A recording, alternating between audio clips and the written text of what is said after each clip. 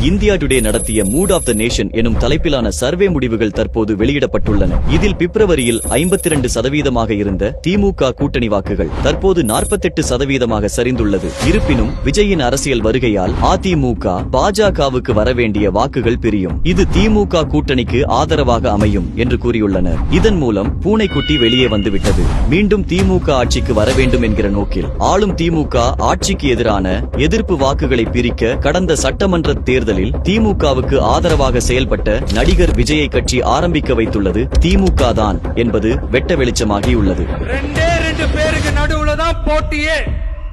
ஒன்னு டிவிகே, இன்னொன்னு டிஎம்கே. திமுக எதிர்ப்பாளர்கள் விஜய் திமுகவின் பி டீம் என்பதை இதன் மூலம் உணர்ந்து கொண்டால் தமிழகத்திற்கும் தமிழக மக்களுக்கும் நன்மை.